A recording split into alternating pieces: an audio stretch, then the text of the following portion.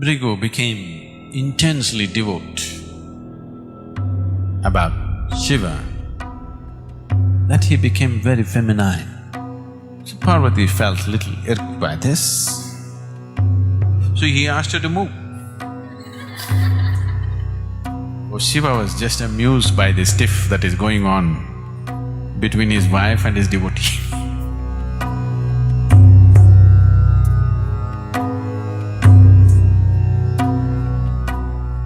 If you are not aware of this already, Shiva in yoga is seen as not as a god, but as the Adi Yogi. That means he's the first yogi. And the Adi Guru, that means the first guru. And today, yoga as a science, yoga as a system, yoga as a technology for inner well-being is available to us only because of the feminine play. That is, Parvati compelled him to teach. By himself, he would have never done that. So because he became the first guru, naturally he developed disciples and devotees. Of the first 7 disciples that he taught yoga to, who are known as Saptarishis, of these Saptarishis, the whole of southern mysticism has come from Agastya Muni. He is everything to us here because everything that we know is from him. He was Shiva's direct disciple. Another disciple was Brigu.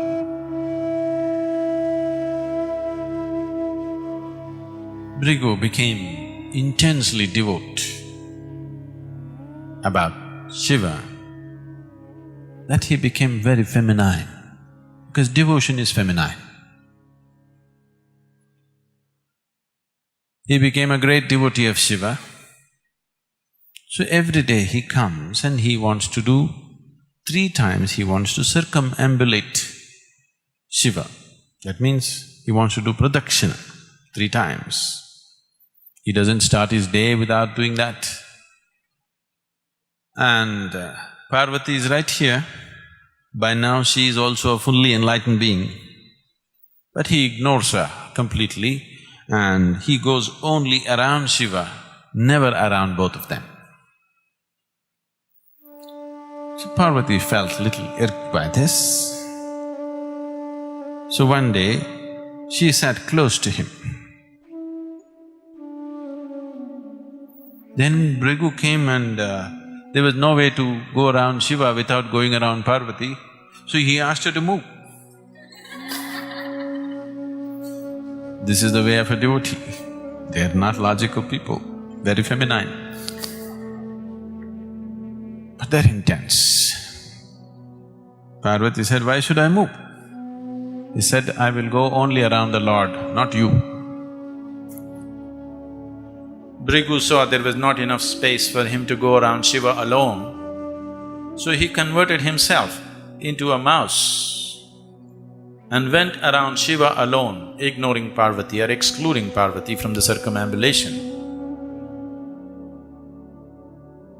So Shiva was just amused by this tiff that is going on between his wife and his devotee. So he looked at the whole thing and he grabbed Parvati and put her on his lap, just to see what he will do. How is he going to circumambulate Shiva without circumambulating Parvati now, because she is sitting on his lap? Then Brigu transformed himself into a bird and went around just Shiva.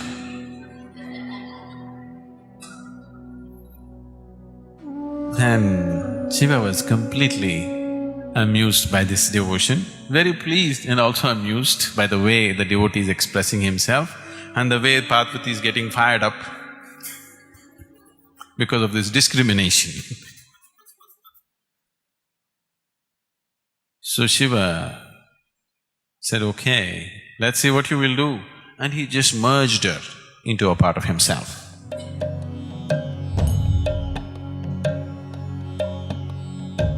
Shiva has become half Parvati and half woman, half man. This is half man, half woman If one knows how to nurture this one to its fullest extent, this will become half man, half woman, and that is how it will be. So this is called ArdhaNari, where he is half man and half woman. So he made her a part of himself, just to see what the devotee will do. Now, Bhrigu made himself into a bee and went around only the right leg.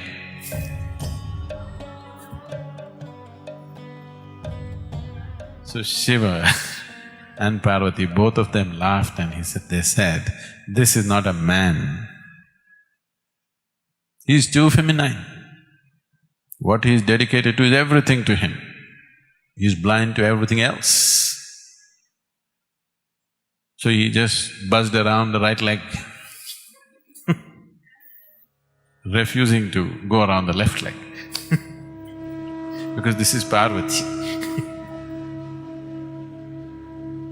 Then this childish way of devotion of Bhrigu was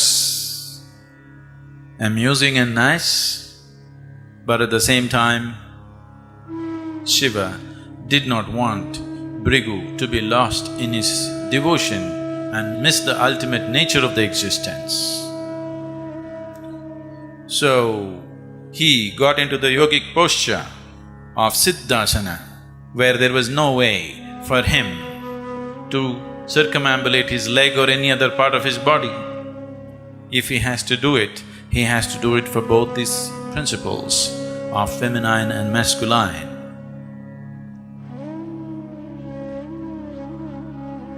So this is how this body became like this, that it is half male and half female, or masculine and feminine in equal proportions. If one knows how to nurture this one, both will be fully active and alive in every human being. If we let these two parts of us reverberate as intensely as the other, each one of us can be a 100% man and 100% woman within ourselves. The whole science of yoga is based on this, that you should not miss either the masculine or the feminine in you, because any one of them will be a lopsided life. Now, when we say yoga, we are talking about a dimension which is all-inclusive. It is not an exercise or a process for creating health. It is about ultimate well-being of the human being, in which you cannot exclude any aspect of life. It is about attaining to a dimension beyond all dimensions. It is about a system and a method to use your own existing system as a ladder to the divine, to make your body, to make your mind, to make your emotion and your energies a ladder to the divine, to make yourself into a stepping stone towards your ultimate nature.